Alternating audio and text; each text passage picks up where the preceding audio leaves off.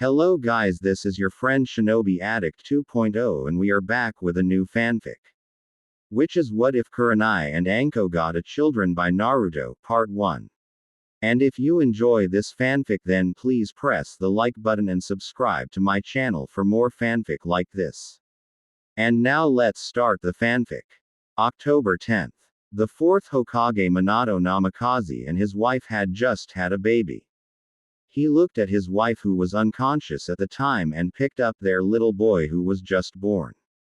I am truly sorry. He left the hospital and made his way to the battlefield where the nine-tailed fox Kyubi no Kitsune was attacking the village. Knowing full well he did not have enough strength to defeat the demon, he resorted to the only thing possible to save his village. He decided that he would seal the beast inside his newborn son. He looked at the little boy, blonde hair and blue eyes already prominent. He bent down and gave the boy a kiss and said, "Goodbye, my son." With that being said, he began the hand signs to seal the demon. Moments later, the demon disappeared and the fourth Hokage was dead. Hours later, the third Hokage had already agreed to take up the mantle once more. He was the only person who knew that the boy was Minato's son. He decided that he would not tell the council because it would lead to more problems as nobody knew that the fourth had gotten married. As Sarutobi approached the council, he was met with huge resistance. "It's just some commoner's baby and it carries the demon. Kill it." Sarutobi looked at them like they were crazy. It was the wish of the fourth that this child be seen as a hero. It alone keeps the demon at bay and protects us. Danzo tried to take advantage of the situation. "If that is so, Sarutobi, then give the child to me. I will train it as a weapon to protect this village with." Sarutobi saw where that was headed and wanted to stop it before it got too far. "No, Danzo. This child will be placed in the orphanage until he is old enough to maintain his own place. This will be to protect the boy so that no one knows who he is. Also, from this moment on, I decree that anyone who speaks of the Kyubi being inside this child will be punished by death. This is an SS class secret." Danzo knew that he could not win, so he decided to ask for future reference. "What is the child's name?" Sarutobi replied. "His name is Naruto Uzumaki." And he turned and walked out of the room.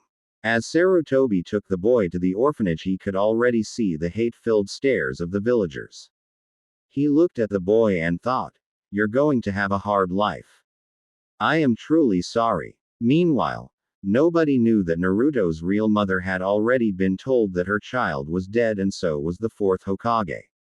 Having this false info stuck in her head, she fled the village as soon as she could. 3 years later, October 10th. A young blonde was running through the village trying to escape the mob of people behind him. He was crying as he ran because he knew that in the end he could not escape the abuse. After running for almost an hour, he collapsed on the road as the villagers caught up. With gleams of hate in their eyes, they began to mutilate the boy. They cut him with knives, kunai, broken bottles and more.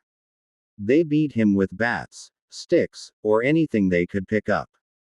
After about 5 minutes, the beatings subsided as they all walked away after spitting on the boy and called him a demon.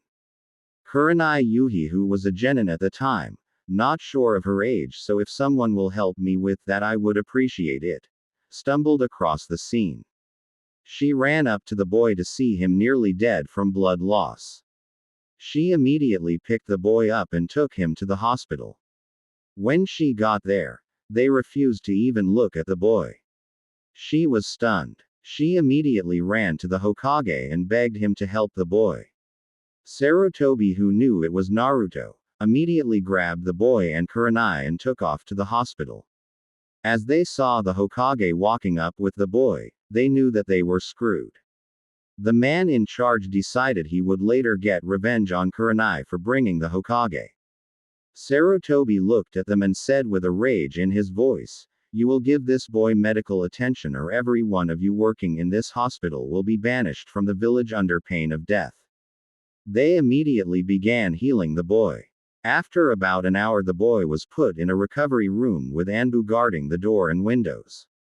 Kurenai stayed with the boy until he was ready to leave the hospital. HW was sitting there awake when he spoke to Kurenai, who wasn't paying attention. "I'm sorry, what did you say?" Naruto looked at her and repeated what he said. "I said thank you for bringing me here. I was almost dead." Kurenai was not prepared for how mature the 3-year-old seemed. Little did anybody know the boy was a prodigy who had already begun molding chakra. Also, he had already met the QB once, who immediately began enhancing the boy's intelligence. Kurenai looked at him with awe. Naruto smiled at her and said, "I know what you're thinking. You're thinking, how can this boy be so intelligent for only being 3? Kurenai nodded. "Well, it has a lot to do with who I am. Do you know the truth about me?" She shook her head no. "Well, when I was born, I had the 9-tailed fox sealed inside of me, completely unaware of the story that was being spread throughout the village. As a result of the beatings, the QB enhanced my intelligence so I could understand what was going on around me. I have only spoken to her once, but she agreed to help me whenever I need it. That is how I heal so fast, and it is why the villagers attack me. They believe me to be the actually QB instead of being its jailer." Kurenai stood there. Sarutobi had been about to go in the room to let Naruto leave when he heard the whole story. This is a result of the village. This boy will never have a normal childhood because of his circumstances. Sarutobi thought. He then walked in the room and said, "Well, Naruto, you are clear to leave. Stay out of trouble." Naruto jumped out of bed and said, "Thanks, old man. I hope to talk to you later, Kurenai-chan." He ran out of the room and out of the hospital. Kurenai looked at the Hokage and asked, "Did you hear the entire conversation?" Sarutobi nodded. "Well, could you tell me if it is true, Hokage-sama?" Sarutobi looked at the girl and said, "Yes, I am afraid that it is. He will never lead a normal childhood. I am afraid that he will never be accepted honestly. However, your reaction showed me that there is still hope. However, this is an SS class secret punishable by death if you tell anyone. Now head on home, you have a busy day tomorrow." Kurenai nodded and went home. A few days later, Kurenai was walking home at night when she noticed the man from the hospital who had originally refused to help Naruto following her. She cut through an ally only to have him grab her and slam her into the wall. She fell to the ground with her head hurting. The man looked at her and whispered, "You want to help the demon brat? I treat you like you should be a demon's whore." Kurenai started to fight back only to have the man overpower her and tear her clothing. When the guy had her completely, he whispered again, "Enjoy, because I am going to do my best to make you feel pain as long as I can." Kurenai laid there with her eyes closed, knowing there was nothing she could do. Right as she felt the man's touch her vaginal area, she prepared herself for pain of losing her virginity. However, the pain never came. She opened her eyes to find the man standing there with wooden spikes through his stomach. He lived long enough to watch his testicles be crushed between what looked like 2 wooden hammers. The man fell down dead. Kurenai looked around for her savoir and found nobody. An Anbu passing the scene immediately stopped and helped her. They took her to the hospital. When she arrived, she found the Hokage waiting for them. She looked at the Hokage and explained what happened. As she got to the end, she spoke about the wooden spikes and the hammers. The Hokage was shocked that someone was using the first Hokage's wood element. As Kurenai passed out, the Hokage had her protected. Little did anybody know this incident would later earn her the title of the Ice Queen of Konoha, as she would not trust any men at all. Around the village, whenever someone was doing something perverted or messing with a woman in a way they they would meet the same end as the man in the ally. Rapists and perverts were afraid to show their faces in public for fear of having their nuts crushed. Sarutobi was baffled. Nobody knew who was protecting the women, but fathers and mothers alike were appreciating it. Sarutobi decided to look in the records to discover who was descended from the first. The records were self-updating themselves every 3 months. What he found there shocked him more than anything. He knew that Tsunade was the last surviving member of the Senju clan. I hope that's right, if not someone help me. It seemed that Tsunade gave birth to a child long ago that he was not told about. That child was none other Minato Namikaze, who was the father of Naruto Uzumaki. Sarutobi decided then and there to have Naruto followed. After 3 weeks, Sarutobi saw it himself. Naruto was manipulating the trees themselves without any hand signs. He had the bloodline that every clan in the village will be after. That boy has been dealt a cruel fate in life. He has one of the most powerful bloodlines in this village, can use it to a degree on level with the first Hokage, is the son of the fourth, and is hated by nearly everyone in this village. Sarutobi thought. He will make an incredible ninja when he enters the academy. Sarutobi did not know 2 major things. One was that he had a bloodline limit from his mother's side that he had not activated yet, and 2, due to the presence of the first bloodline trait which can control demons, he fully absorbed the demon on his 10th birthday. 4 years later, Naruto was 7 years old by this time. He knew about 20 jutsus, most of which were centered around his wood element. He had a total of 3 elemental chakras. He could use wind, earth, water, in which earth and water are combined to use wood. He managed to learn the shadow clone jutsu. Nobody knew how that one happened. He also knew his sexy jutsu, which he created to bust perverts, and his harem jutsu was reserved only for the mightiest of perverts. The biggest jutsu he knew that was a shocker was a stealth jutsu. It made him invisible to all who did not have a bloodline that could see chakra. Kurenai had effectively become the Ice Queen by rejecting all men that asked her out. She had made it to Chunin. The only person she really called a friend was Anko Mitarashi. The snake mistress had become really close to the newly named Genjutsu mistress. The thing that had everybody confused was how defensive she was when it came to Naruto. She would beat the hell out anybody that insulted the boy when she was around. She would also make sure nobody would attack the boy. However, when she was on missions, the boy was attacked in even greater numbers than before. When she returned and found the boy in the hospital, she was scarier than Tsunade was if you called her old. Naruto was walking through the village when he overheard Anko telling Kurenai about the locket that Orochimaru threw in the valley north of Konoha.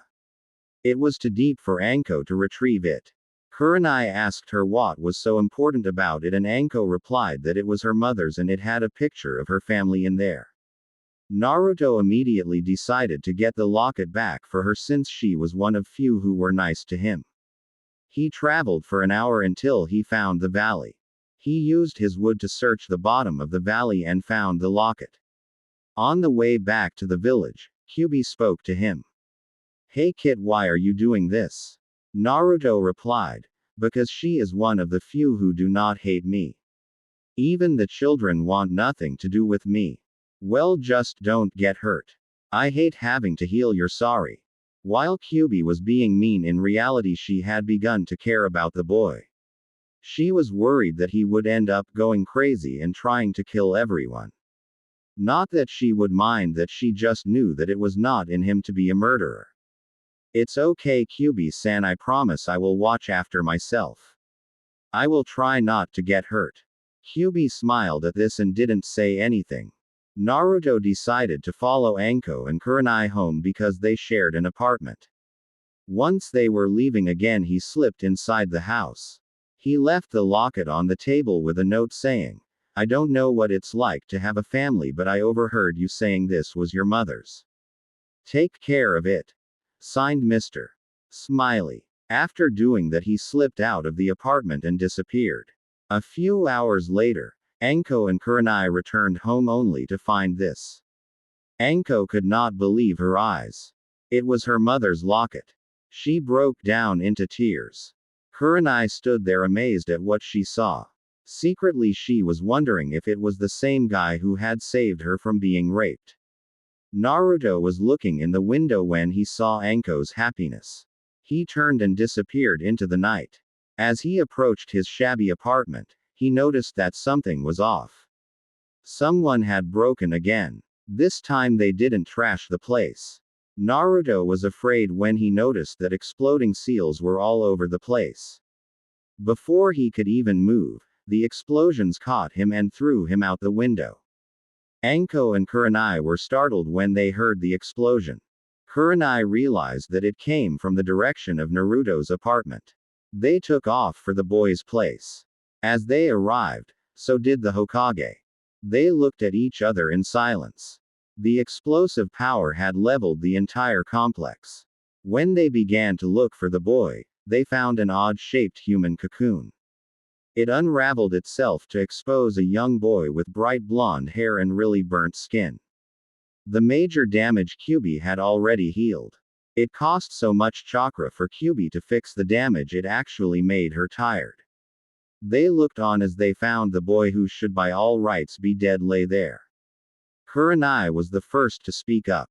Hokage-sama, I request that you allow me to take the boy to my apartment to begin medical treatment on the grounds that he has no place to go and the hospital cannot be trusted to protect the boy. Hokage looked on as Anko agreed with Kurenai. Very well, but there will be an Anbu that I trust guarding your apartment at all times. I also ask that you allow Naruto a place to live once he has recovered. Sarutobi said. I will give you a monthly to check to help take care of the boy and for you to get a 3-bedroom place after he heals. I already have one in mind for you, so I am going to go take care of the paperwork. Anko, Kurenai and an Anbu took off to her house as they began the medical treatment. 3 days before Naruto's 10th birthday. Kid, we need to talk. Kyuubi said. What's up, Q-chan? Naruto replied. I have a lot that I need to say, so be quiet and listen. Naruto nodded. On your 10th birthday you will fully absorb all of my powers, making you a half-demon. The color of your tails depend on you, but if I am guessing right, you will have red and black tails because a black fox is the most powerful and rare type of fox. I was the strongest fox, being a red 9 tails, but it's only because there were no black foxes around. A black 6 tail can easily beat a red 9 tail. Your colors will probably be black and red until you reach the age of 15, then the most likely will turn all black. Now for dealing with my powers. Like I said, you will absorb them all. I will still be here in your consciousness, but you will never have to ask for power again. Once this fusion happens, I will begin teaching you all about the Kitsune arts. I wish you the best of luck with this. Quote. Naruto stood up and walked out of his room to Kurenai. He repeated what Kyuubi had told him, and Kurenai told him to stay here. She was going to talk to the Hokage. When she returned, Anko was with her. They looked at Naruto and told him after he makes his transition they would be taking him out of the village for until the people his age graduated from the academy. Naruto worried for 3 days. Then at midnight the transformation began. Kurenai and Anko looked at the boy screaming in pain, wishing they could do something to help him. After 5 minutes it was over. Naruto fell asleep and didn't wake till morning. Morning came and Naruto got up to go look at himself. He had claws that were about 2 inches long and his canines had grown out as well. He had 9 tails flowing freely behind him that were a mix of red and black fur.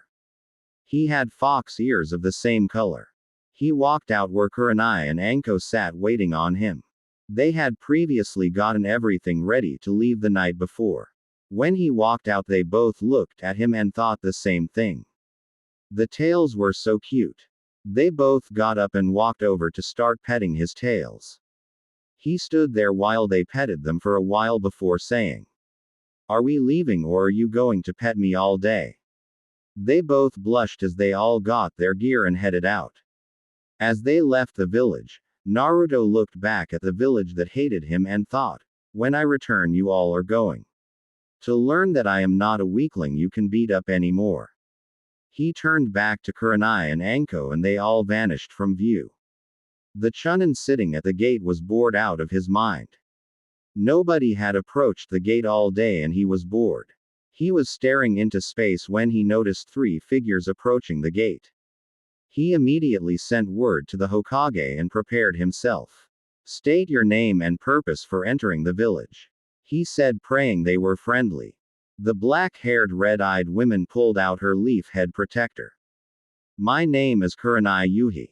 This is Anko Mitarashi and Naruto Uzumaki. We are returning to the village via orders from the Hokage himself so that Naruto may take the Genin exams and Anko and I take our Joinin exams. As he was about to reply, an Anbu with the dog mask showed up and said, go straight to the Hokage's office. They immediately left the gate in a shunshin and appeared at the Hokage's office. They all walked up to the office where Sarutobi was waiting. They knocked and waited. Enter, Sarutobi said. They walked into the office and Sarutobi stood up. It's great to have you both in the village again. I am going to do this so it is very easy. Anko Mitarashi, Kurenai Yuhi, you both are promoted to the rank of Joinin. This comes as a special service to village for helping it while helping Naruto gain control of his new power. Now, on to you, Naruto. I need to know what you are capable of doing. Naruto looked at the old man and said, well, I have mastered the Kitsune illusion powers. I also have gained an affinity for fire since I gained the fox's abilities. I have a little over 100 jutsus. I have mastered my transformation abilities. I can appear fully human or I can take on the appearance of the half-demon fox which gives me 9 almost fully black tails. My tails still have a tint of red to them. My chakra reserves are equal to that of 5 cages and replenish almost instantly so I will never run out of chakra. I have completely mastered my wood bloodline ability. He decided to keep his other a secret for now. Sarutobi looked at the boy and said, okay, even though you could pass the Joinin exams now most likely I still want you to go to the academy. I need you help with a specific person. Sasuke Uchiha had his entire family murdered by his own brother. He is highly unstable. The only thing he cares about is revenge of his family. They already are expecting you, so go ahead and go. Naruto nodded and shunshined to the academy. Sarutobi looked at the remaining 2 standing there and said, you 2 are dismissed. Anko, starting tomorrow you are to report to Ibiki and work under him in the interrogation and torture squad. Kurenai, in 3 days you will be in charge of a Genin squad. And do not ask for Naruto. He needs to have more diversification than dealing just with you. No, both of you go home. They bowed and shunshined to the apartment. At the school, Iruka was giving everybody a review before the final tomorrow. He received a letter and he called a halt to the review. Class, we have a new student joining us for the exam tomorrow. This caught everyone's attention. There was a knock on the door. Iruka thought, that must be him. Iruka walked to the door and opened it up. There stood a boy that they all recognized by his blonde hair and blue eyes, but his appearance shocked them. He had an extremely well-built physique. He wore black cargo pants with kunai and shuriken holsters on both legs. He had on black combat boots that had metal plates attached to the bottom of them. On his chest, he wore a black mesh shirt covered by a set of armor that was molded to his chest. On that armor was the leaf symbol surrounded by what looked like 9 fox tails. On each arm was a leather greave with a metal plate fused into it. Engraved on each plate was leaf symbol surrounded by what looked the branches of a tree. His bright blonde hair and his blue eyes gave away who he really was. However, the students who knew who he was knew what was missing. The whisker marks that had once been a prominent feature were gone. He stood as the class stared at him. They all had looks of awe of their face but one. Sasuke was looking at the new kid and was wondering how strong he truly was. Iruka got the class's attention and said, this is Naruto Uzumaki. He will join us as tomorrow. You will be paired off by you class grades. That is all for today. Class is dismissed. Naruto turned and walked out of the class. Sasuke was immediately after him. The class was intrigued, so they followed him. Nobody had ever seen Sasuke move with that much force. Once they were outside, Sasuke walked up to Naruto and demanded, "Fight me." Naruto looked at him with disinterest and said, "No, I will not fight someone who will not show common courtesy to the one he is interested in." Sasuke immediately spoke up. "I am Sasuke Uchiha. You will fight me now or I will force you to. I always get what I want." Naruto was getting pissed. "The council may hand you whatever you want because you are the last Uchiha, but I will not allow you to believe that you own me. I will not fight you, but if you attempt to fight me I will embarrass you in front of all our classmates." Sasuke was pissed. Naruto turned to walk away. Sasuke could not stand being told no. He went through some hand signs and screamed, "Fireball Jutsu." Naruto turned around and grabbed the fireball with chakra and threw it back at Sasuke. He then vanished from view. The onlookers were amazed as Naruto turned up behind Sasuke, grabbed the boy and held him as the fireball connected, burning of all his clothes and hair. Before he could be hurt permanently, Naruto put out the fire by throwing him in the pond. "I warned you to leave me alone. Now I take my leave of you." The school kids were amazed. It was obvious to them that Naruto was way above genin level. Meanwhile, news of this had already reached the council, who were fuming. Their precious Uchiha had been made a laughingstock of the school. What made it worse was it was done by that demon boy. They were planning on getting revenge when Sarutobi showed up in the council chamber to put an end to it. The council was fuming when Sarutobi told them if they take any action the Uchiha would be put to death for attacking a Konoha citizen.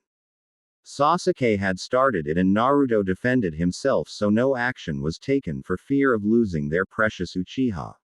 Meanwhile, as Sasuke walked through the village, he saw everybody looking at him and smirking. The guys were making fun of him by saying things along the line, "There goes the littlest Uchiha," and laughing.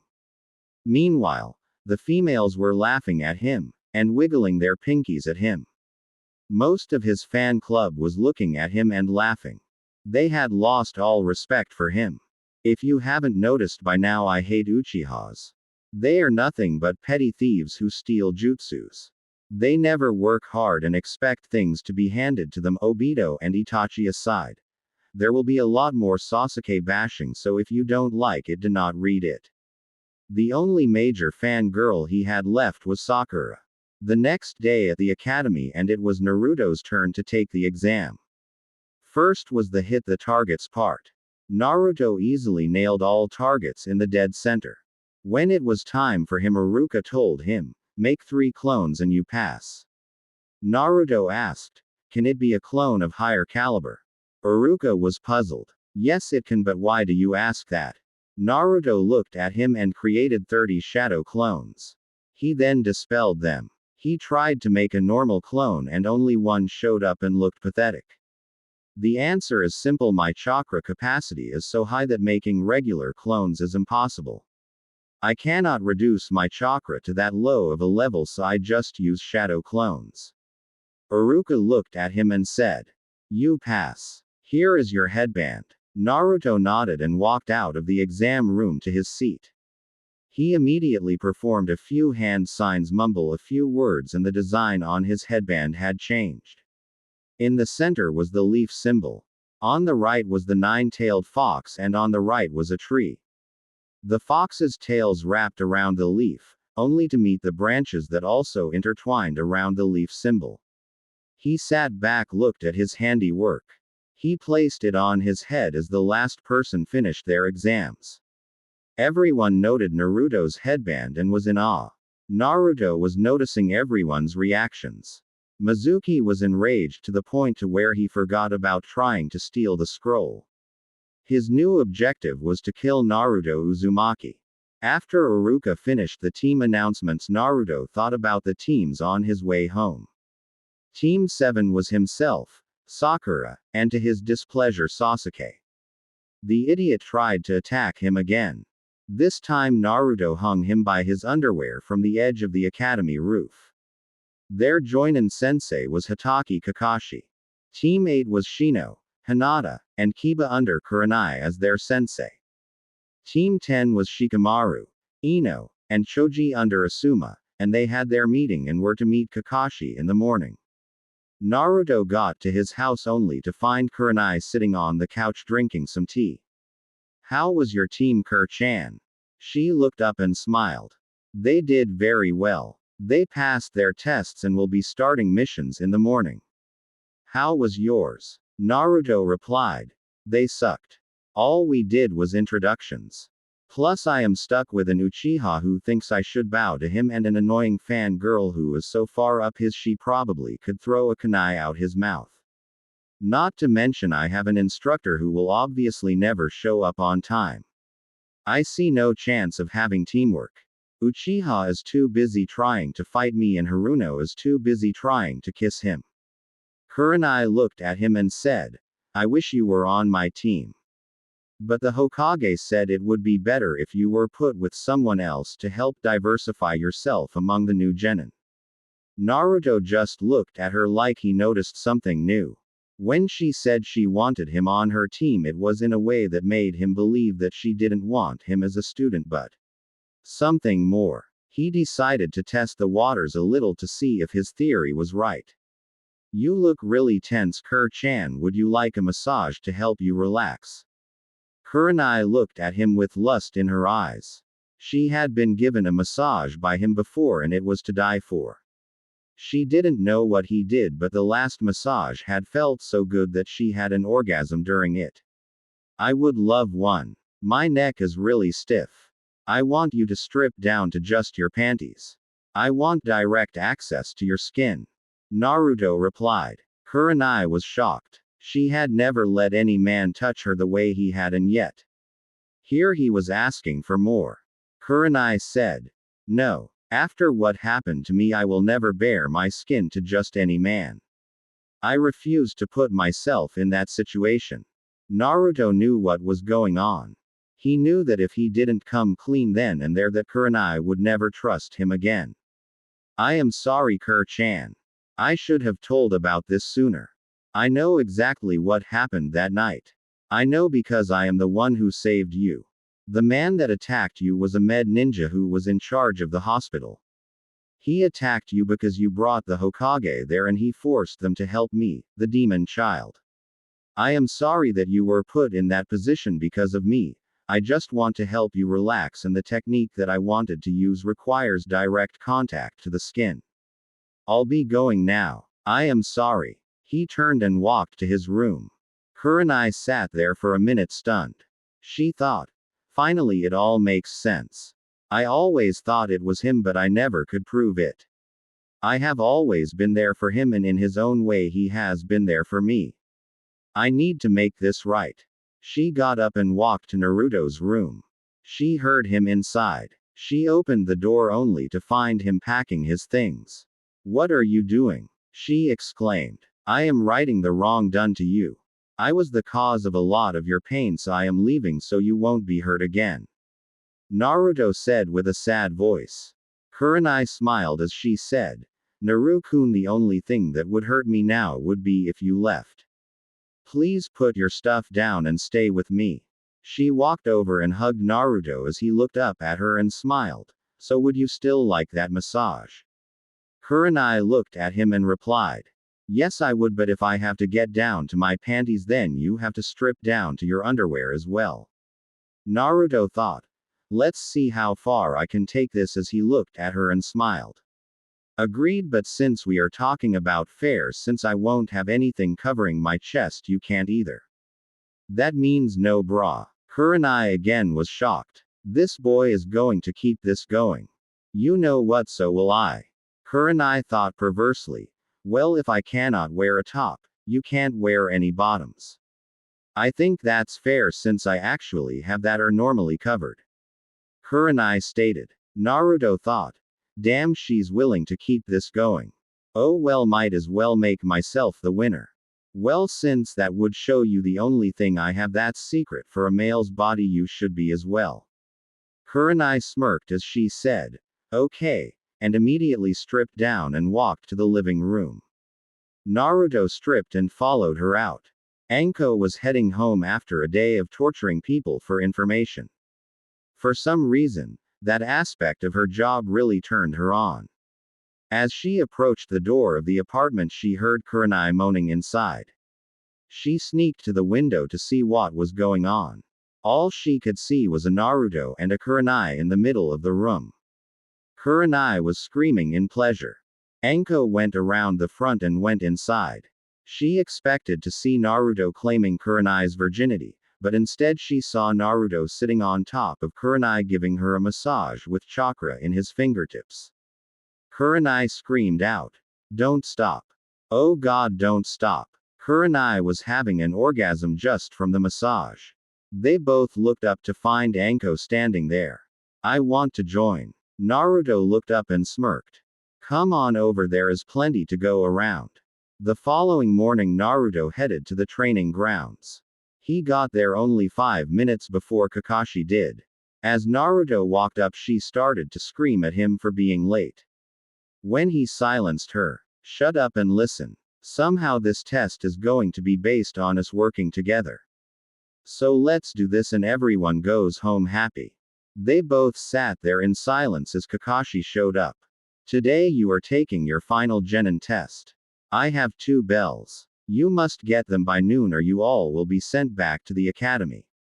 You must come at me with intent to kill or you will not get them. The one who does not get the bell will be sent back to the academy after being tied to a stump with N.O. lunch. Begin now." Sakura and Sasuke disappeared. Naruto just sat down. Kakashi looked at him confused. "What are you doing?" Naruto replied, "It is pointless. You are a joinin. We are genin. Even together there is no hope of us beating you. Since they refuse to even formulate a plan to try for the bells, I am going to sit here and wait for time to expire." Naruto smirked. He had Kakashi trapped in a kitsune illusion. While Kakashi thought he was talking to a Naruto sitting on the ground, but in actuality he was talking to a stump. Kurenai was hidden in a tree watching the whole thing as her squad had already finished their missions for the day. She smirked when she saw one of the village's best ninja trapped in an illusion created by a 12-year-old half-demon. Naruto yelled for Sasuke and Sakura to come out. They both walked out as they saw Kakashi talking to a stump. Sasuke was the first to ask, "What did you do to him?" Naruto replied, "I trapped him in an illusion. Now take the bells so we can get this over with." They both grabbed the bells and Naruto released Kakashi from the illusion. "What the hell?" Kakashi exclaimed. Naruto, to make things go quicker, spoke up. "I trapped you in an illusion and allowed those 2 to get the bells." Kakashi looked at them and did his eye smile. "You pass be here bright and early in the morning." Dismissed. Kurenai, who wanted to beat Naruto home, left right then and there. Naruto turned to his teammates and said, "I will see you tomorrow," and left before Sasuke could ask him to fight him again. On his way home, he noticed that Mizuki was following him. He slipped into an ally and made a shadow clone. "Go inform the Hokage that Mizuki is tailing me." The shadow clone immediately took off. Naruto walked out of the ally and walked towards the forest. Mizuki was tailing him while he thought, "Today is the day the demon dies." By now there was Anbu following Mizuki. Of course he didn't notice, his attention was focused purely on Naruto. Naruto made it to a clearing when Mizuki made his move. A giant shuriken was flying at Naruto. He caught it and dropped it onto the ground. "Today you die, demon." That was all Anbu was waiting for. "Mizuki, you are under arrest for breaking the 3rd Hokage's law. Come quietly or you will die." An Anbu with a hawk mask said. Naruto smirked. He knew what was about to happen. Mizuki tried to run. The group of Anbu caught him and immediately cut his head off. They burned his body and kept the head for proof of Mizuki's death. "Naruto, go home," the hawk Anbu said. "Thanks for your help." Naruto nodded as he left for home. Naruto began his set as genin, performing missions such as capturing Tora the cat. The weird thing was when they went after the cat. It walked right up to Naruto and bowed to him. Little did the others know, it was because being a black nine-tailed fox made him king of demons.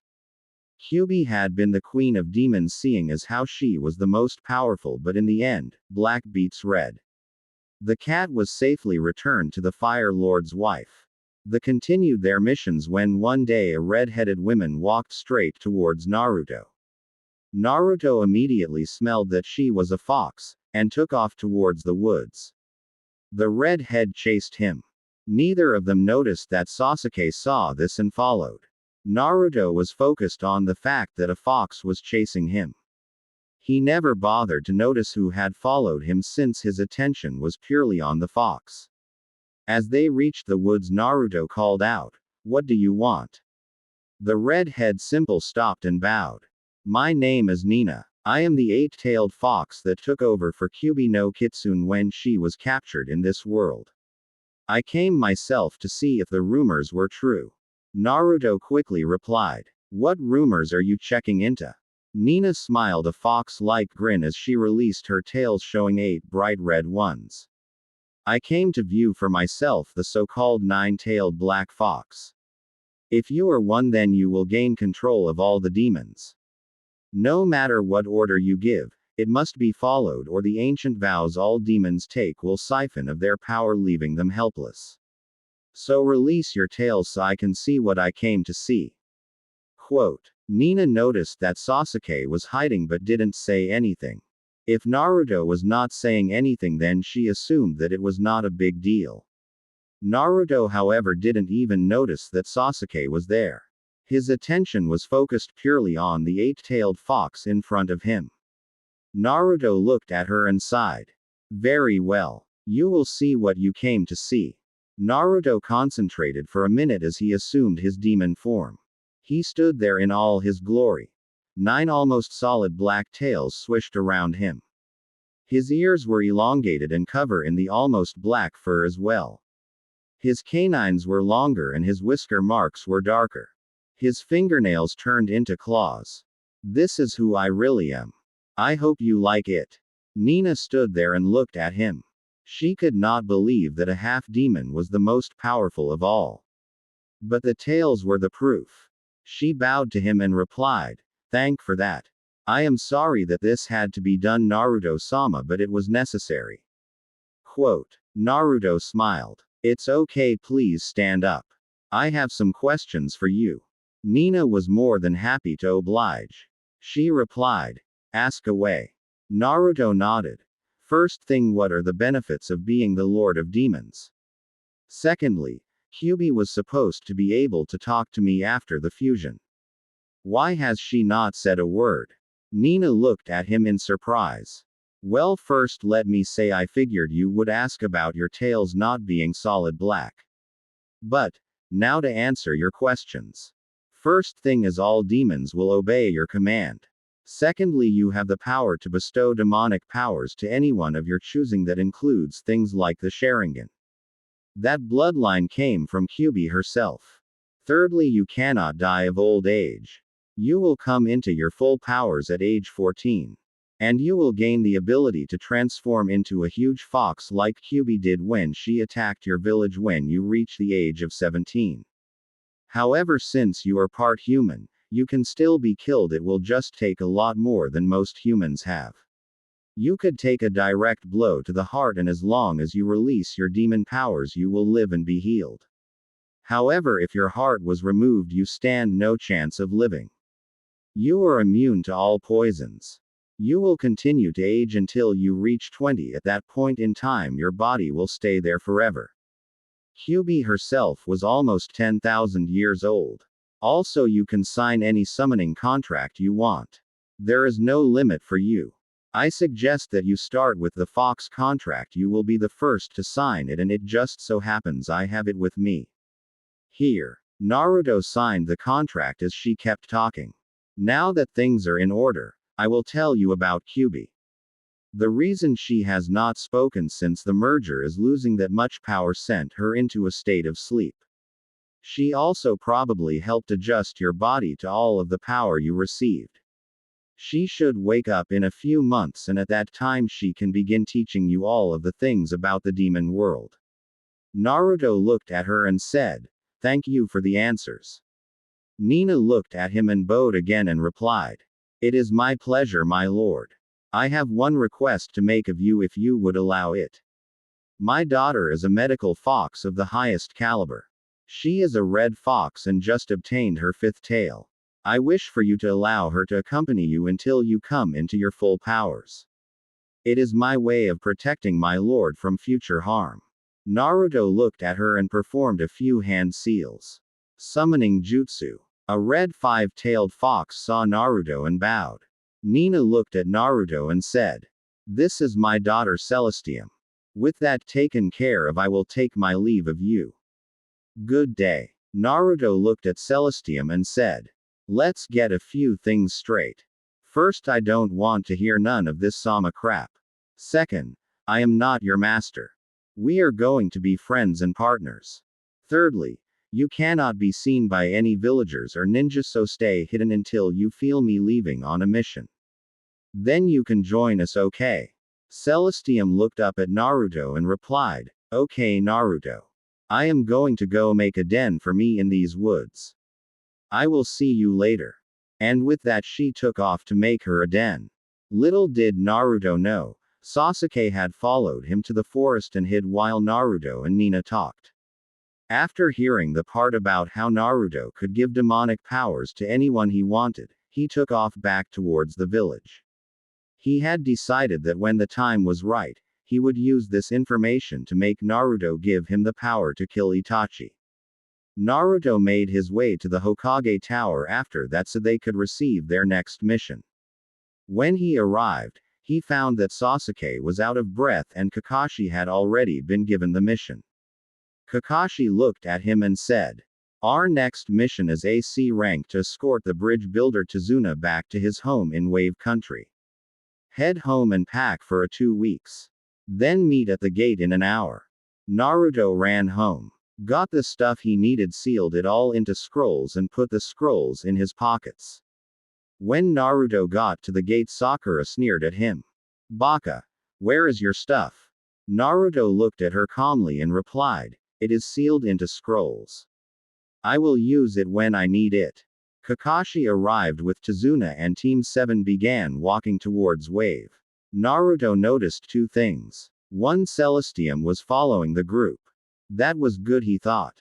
The second thing is a puddle that was putting out chakra. He looked over at Kakashi and nodded towards the puddle.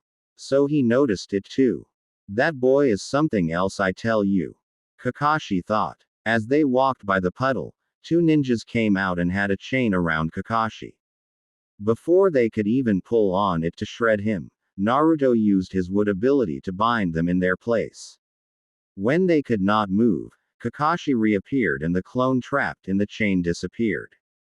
Naruto and Kakashi took about 10 minutes interrogating each of the demon brothers while Sasuke and Sakura looked after Tazuna. When they came back, Kakashi sent a signal for Anbu and then looked at his team. This mission is no longer AC rank. It is B rank, possible an A rank. Tazuna, why did you lie to the Hokage about mission level? Tazuna looked at the ground and replied, "You must understand.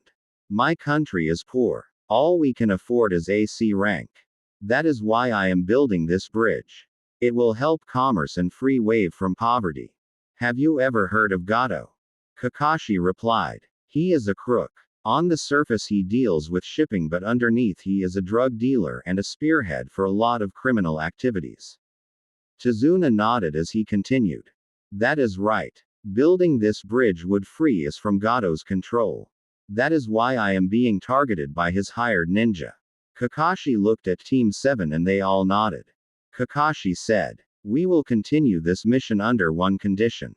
Once Wave is back on its feet, you pay us for a proper B rank mission." Tazuna smiled as he agreed. The group continued on its way to Wave. As they approached the shore, there was a man waiting for them with a boat. As they crossed the water, Celestium was swimming along behind them. None of them had noticed the fox. Naruto was surprised to that. He made a mental note to ask Celestium why they did not spot her. They reached the shore and continued towards their destination.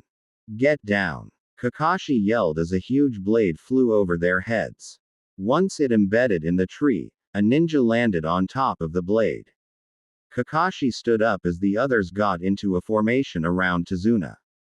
Zabuza Momochi. The demon of the mist. Kakashi said. Zabuza stood there as he replied. Copycat Kakashi. Said to have copied over 1,000 jutsu. Pleasure to meet you. Just hand over the old man and I will let you and your little team of misfits live. Kakashi replied. Sorry, I cannot do that. Our mission is to protect this man. Zabuza replied. So sorry to hear that. Hidden mist jutsu. And a thick mist covered the area. Stay where you are and protect Tazuna. Kakashi said. Zabuza began his silent killing speech as Naruto cut it. Yay, we get it. You have 8 major spots that result in death. You think that this mist hides you completely, but you are wrong. Naruto reared back and threw 4 kunai. Right after he threw, all you heard throughout the area was a man yelling in pain. It didn't help, the guy was pissed he had been caught. The mist began to clear as they saw Zabuza stuck to a tree with a kunai through each shoulder and 1 through each knee. In one move Naruto had successfully trapped Zabuza. How did you know where I was? Zabuza said through gritted teeth. He could not move his arms because Naruto had severed the muscles with the kunai. Very simple. You have one of the only human smells in this area I do not recognize. The other is the girl hiding in the trees over there. However, he has your smell all over her, so I assume she is your accomplice. If she approaches, she will be killed like you are about to be. Quote. Zabuza stared at the boy in amazement. Not only had he seen through the hidden mist, but he had detected Haku without even trying. I will make you a deal. Help remove Gato from this region and you can go free. If you refuse, then I will personally bury your body in the river. You have 1 week to decide. Naruto said as he walked to Zabuza and removed the kunai. Zabuza looked at the boy and smiled. I know when I am outclassed. I can sense you are just toying with me. I make my choice now. I will help you. So will Haku. As Zabuza said this, a young girl appeared next to him. Haku looked at Naruto and said, Thank you for sparing Zabuza's life. We will return to our hideout and heal. We will meet you on the bridge when Gato makes his final move. And with that, the two were gone. Kakashi looked at Naruto and said, When we get to Tazuna's house, I want answers. Naruto looked at Kakashi and said, Fine, but we have to get moving. With that said, the group moved out. Once they reached their destination, Tazuna said thanks and went inside. Kakashi looked at Sakura and Sasuke and said, Go inside. Your job is to stay here and guard Tazuna. No buts. Go. Sasuke and Sakura looked at each other and went inside, grumbling about it not being fair. Kakashi was purely focused on Naruto and neither were paying attention to the fact that Sakura was following them. He looked at Naruto and said, Let's take a walk. They started walking as Naruto explained everything about himself. He told everything from his tales to who he was related to the demon world. He only left out 2 things. The fact that he could grant people demonic powers, and the fact that he himself had 2 bloodline abilities. He only told Kakashi about the wood element. Kakashi stood there for a minute and said, I want to see. Naruto replied, My tales are the wood element. Kakashi spoke back. Both. Naruto nodded as he began to channel chakra. Immediately wood burst forth from his hands and formed into a bench. Naruto nodded towards the bench as Kakashi sat down. Then Naruto concentrated as he assumed his demonic form. 9 tails were swaying gently behind Naruto. Kakashi looked over his entire appearance with shock on his face. But, as soon as Naruto transformed, a small gasp was let out from the bushes. Kakashi immediately went over to the bushes and pulled a stunned Sakura out of the bushes. She immediately stood up and screamed at Naruto, "What the hell are you?" Naruto looked her in the face while knowing they had up by not paying attention. Naturally, she had freaked out when she saw Naruto with tails. To find out what she did, she didn't know how to take it. She fainted. Kakashi picked her up and carried her back to Tazuna's house. As Naruto sat there eating, Inari came in. He started his whole speech about they were all going to die when Naruto reached out and picked him up. "Listen, you little punk. I will not be killed by a thug like Gato. I spent my whole childhood with no family and running for my life from people who wanted to kill me. If they could not succeed, then a thug like Gato sure as hell won't." Naruto dropped Inari on the ground and walked out. Inari avoided Naruto the rest of the time because he knew that he was right. For the rest of that week, Naruto and Celestium were guarding Tazuna as Kakashi was training Sakura and Sasuke. In his own mind, Sasuke was planning on how to make Naruto give him more power. Naruto was wondering on how to deal with Sakura. The girl had a big mouth, and if he was not careful, the entire village would know about him before he was ready. Tazuna's men had already deserted the bridge. Naruto was using shadow clones to help with construction. At the end of the day, Naruto followed Tazuna to his house. The next morning, Naruto slept in while the others went ahead to the bridge. When he woke up, he heard a commotion outside. He went outside only to see Inari charging at two thugs. Naruto did a simple replacement with Inari's mother and a log and killed the two thugs. Naruto looked at Inari and said, "Thanks for distracting them. You did a good job. Rally the villagers and bring them to the bridge." Then he took off towards the bridge. Inari immediately went around and gathered the villagers. Meanwhile, at the bridge, Kakashi and the others were dealing with the hired ninjas of Gato. As the ninjas closed in on the group, a mist covered the bridge. There was sound of bodies hitting the ground as Zabuza and Haku showed up to assist the group. The battle continued until Naruto showed up and helped the end it. When they regrouped, they noticed Gato standing at the end of the bridge with 200 hired thugs. Well. It looks like the demon has sided with the leaf. It's okay, really. I was just going to have you killed instead of paying you, but this works out much better. Gato said with a smirk. Zabuza was pissed beyond all belief. He looked at the group and said, "Gato is mine, you handle the rest." Then he charged with all but Sakura following him. She made sure that Tazuna was safe. At the end of it, they all were dead. The group had not left a single thug alive. Zabuza had brutally killed Gato by cutting his legs off and watched him drag himself around before chopping his head off. Naruto looked at Zabuza and said, "Thank you for your help. You and Haku be safe." Zabuza relied. "Take care of yourself, kid. Who knows, maybe we can help you later in the future." With that, Zabuza and Haku turned and disappeared once again.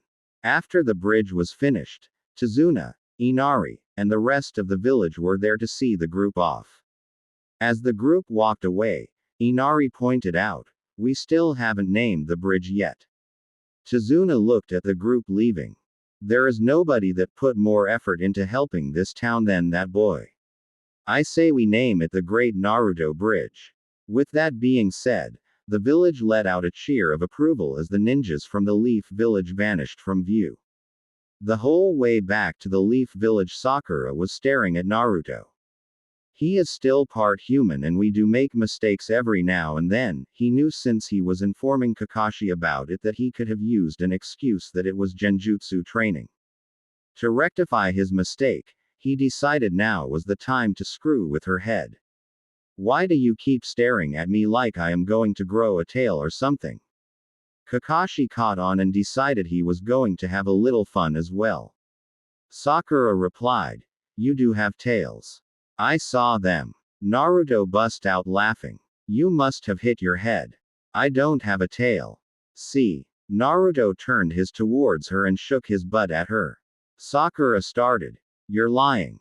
Naruto looked at Kakashi and said, "I do not have any tails."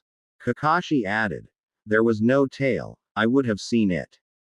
Sasuke saw what was going on and smirked. Idiot wasn't thinking and spilled the beans. Now he is screwing with her head to make her forget about it. Sasuke spoke up. You need to get your head checked. I didn't even see the Dobby with a tail. Then he thought. If I help him, maybe he will help me by giving me power.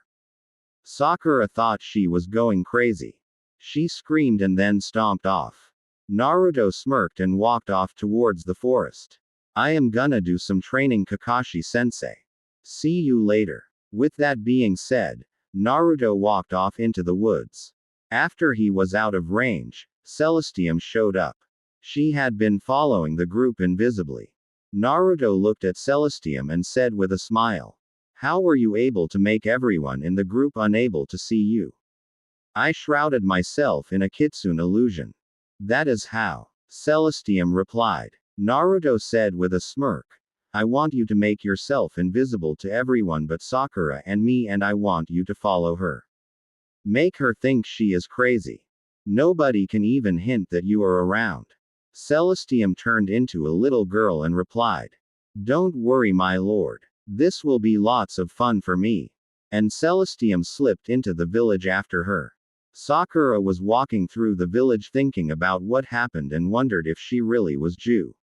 Saint seeing things. Then she looked over her shoulder to find the five-tailed fox following her.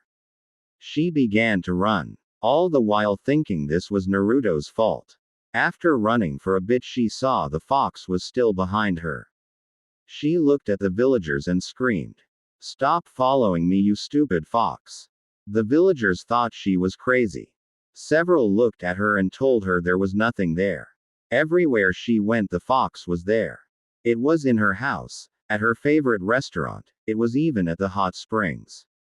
And all the while nobody could see it but her. This continued all day. At about 9 p.m. Sakura couldn't take it anymore. She went to Naruto's house and busted down the door. She stumbled in only to find Naruto laying in the middle of the floor with Anko in just her underwear giving him a massage. Please make it stop. Stop this fox from following me. Please. Help me. Naruto calmly looked at her and replied, There is no fox, Sakura. You need to go to the hospital and get yourself checked out. Sakura stood there and watched Anko resume the massage. After a few minutes, Naruto looked up and said, Look, I am a little occupied. Go and take care of yourself. You obviously need some rest. Sakura turned to leave and saw the fox once more. She screamed and ran home. When she reached her house, she ran upstairs and curled into a ball in the corner. She looked at the doorway to her room where again, she saw the five-tailed fox sitting there swishing its tail around. All Sakura could do for the rest of the night was stare at the fox repeating the same word. Fox. Fox. Fox. Fox. Fox. Fox. Fox.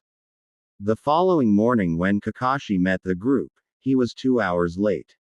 Expecting the yell from Sakura from being late, Kakashi waited for the scratchy voice to start. When it did not, he looked up at Sakura and saw she was staring into a spot where there was nothing. Well, if Sakura decided to join us, I will tell you that you are all nominated for the Chunin exams. Fill these out and show up to room 301 at the academy tomorrow. Missions are cancelled, so enjoy your day. Naruto went home immediately because he knew that Sasuke was about to challenge him again. Sakura immediately ran from the fox that was still following her. On his way home, he rounded the corner to find Kankuro holding Konohamaru up by his collar. Naruto calmly said, You might want to drop him. He is the grandson of the Hokage after all. Kankuro turned a slight shade of green and immediately dropped the boy. Konohamaru immediately ran off. Naruto turned towards the tree. Get down here now. Temari and Kankuro looked really worried. Nobody had ever told Gaara what to do. In a swirl of sand, Gaara landed on the ground in front of Naruto. Who are you and why is Shikaku begging me to follow your orders? Temari and Kankuro were shocked at what was going on. Naruto looked at Gaara with a smirk on his face. Who I am is of no importance. However, it would be wise to follow my orders or all of your demonic powers will be stripped from you and you will be left helpless. Naruto looked at Gaara who stared at him. Gaara spoke up. Is there any way that you can help me deal with him? Naruto replied. There is, but it will have to wait until after the Chunin exams, which I am sure you three are here for.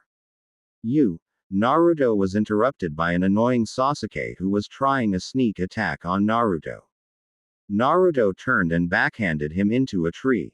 While the boy was unconscious from the backhand, Naruto tied him to a tree after burning his clothing off once again.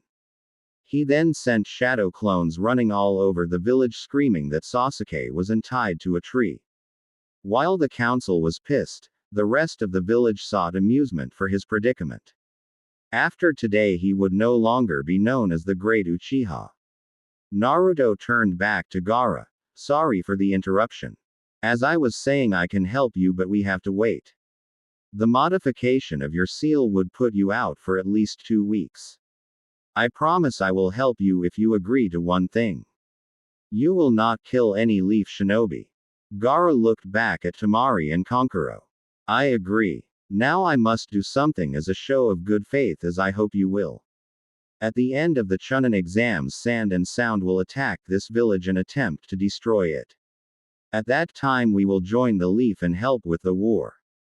Gaara said. Naruto nodded and made a shadow clone. He sent it to the Hokage and informed him of the incoming war. Naruto looked at him and said, my turn.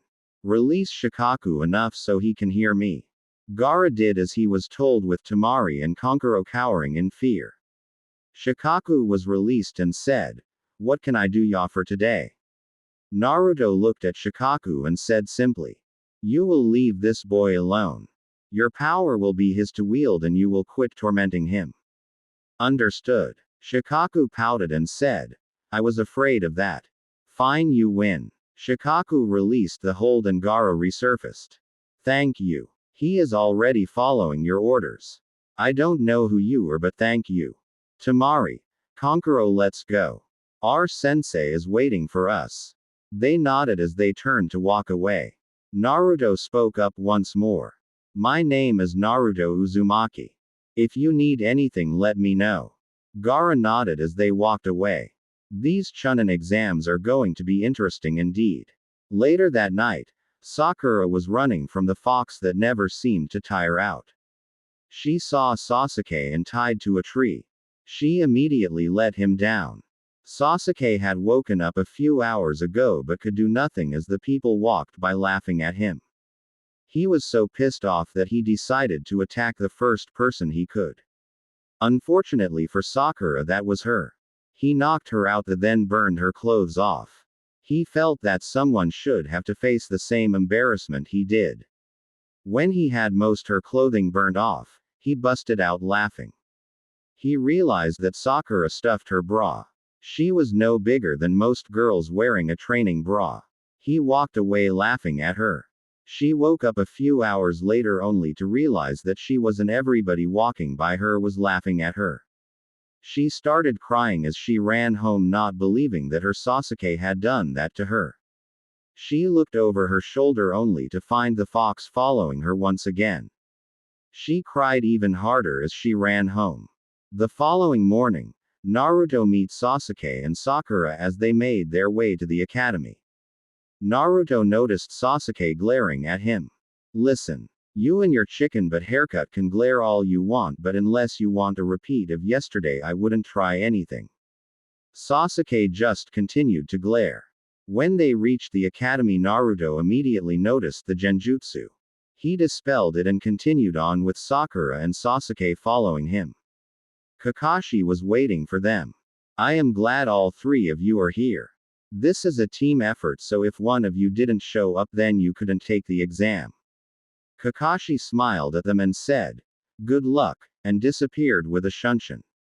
They went inside to find the rest of the genin already in there waiting for them. Ino looked at Sasuke and wiggled her little pinky at him, laughing. Kabuto showed up and introduced himself. You all are starting to attract attention to yourselves. You might want to tone it down. Sasuke spoke up. What do you want? Kabuto continued. I just wanted to offer some help since I have taken the exams before. These are my ninja info cards. They hold info on almost all ninja in this village and others. Sasuke immediately spoke up. What info do you have on Naruto Uzumaki? Kabuto smirked and pulled a card. He was about to read it off when Naruto set it on fire. You will not carry info of me around. The way you have this info. It is almost like a spy. Who knows, maybe you are a snake hidden in the leaves. Naruto spoke up. Kabuto was scared shitless when he heard the whole snake comment. He knew that Orochimaru smelled of snakes, but he didn't think it would rub off on him. Naruto had only smelled the snake on him, but he chuckled to himself as he watched Kabuto sweat. Kabuto was about to say more when Ibiki came into the room and screamed, "Okay, you LT tile shits. Take your damn seats." Going to skip Ibiki's explanation of the test. You all know the drill. 5 times cheating busted. Last question 15 minutes before end of exam. At the final 15-minute mark, Ibiki launched into his whole speech about Naruto was sitting there laughing to himself. He answered all the questions with ease. It was easy considering he had kept a 10,000-year-old demon in his body. He knew it was pointless though. Cheating was the whole point of the exam. Actually, it was gathering information, but the final question was the say-so. It was a way to weed out those who were not willing to take a risk for the good of the mission. After the ones who were scare-bailed, Ibiki looked at the remaining 26 teams. It is still too many though, but he could see that they were not moving. You all pass. He launched into his explanation about making choices like backing out of a mission because of the unknown and all that stuff. Y'all know the drill. All of the sudden a black ball slammed through the window. She threw Kurenai into the roof and displayed her banner. The proctor of the second exam. The ever-sexy yet taken Anko Miterashi. Anko looked around the room. You let 26 teams pass. Are you getting soft, Ibiki? Ibiki chuckled. No, there are just that many stronger candidates this year. Anko looked at Naruto and winked. Then she turned her attention to the rest of them. Okay, you little maggots. It is time for the second exam. Follow me to training area 44. Otherwise known as the Forest of Death. Anko added another wink to Naruto and then lead the Chunin hopefuls to the Forest of Death.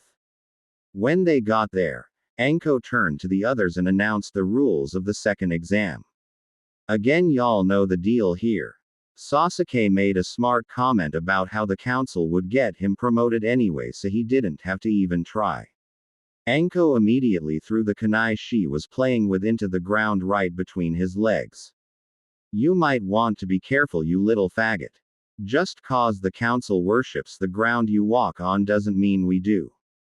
And who knows, next time I might aim a little higher, making you and tiny. They're useless to the council. Anko said with a smirk.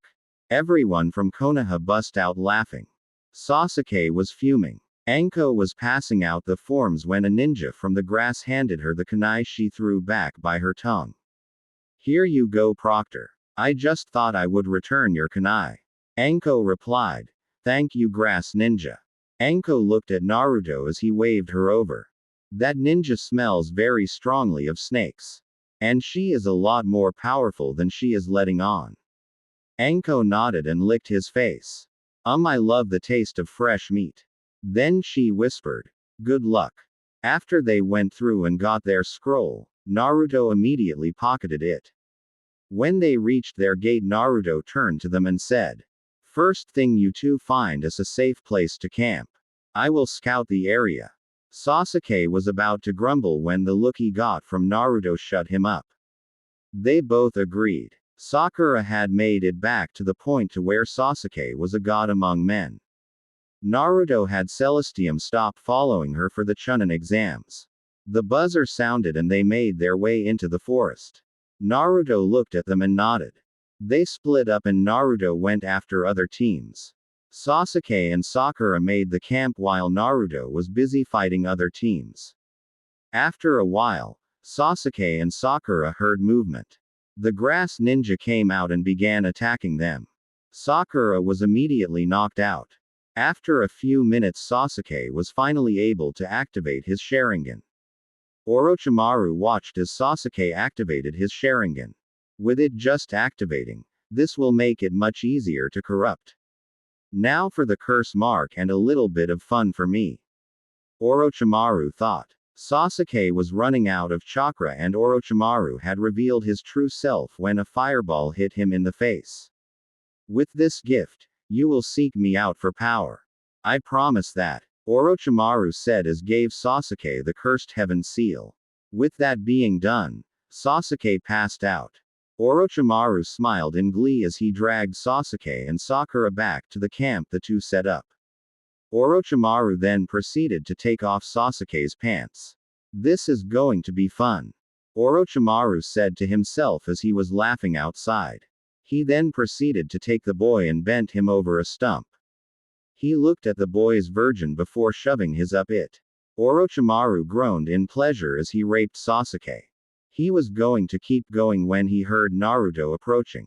Not wanting to be discovered, he came in Sasuke's and then disappeared into the ground. Naruto arrived on the scene and looked on in horror. After about 2 days, Sasuke woke up. The sound team had already made their move and Naruto killed them while Sakura guarded Sasuke. When he woke up, he immediately felt pain in his neck and his. When he asked what happened, Naruto told him that when he got back to the camp, he found him draped over a tump unconscious with no pants on. He also had blood and cum dripping out of his. Naruto busted out laughing at the fact that Sasuke had been raped by one of the guys in the exam. Then Sasuke remembered Orochimaru and told Naruto about his encounter with him. Naruto thought, so that is why I smell snake all over him. They shrugged it off and then made their way to the tower. Sakura was beyond pissed that someone had done anything with Sasuke first.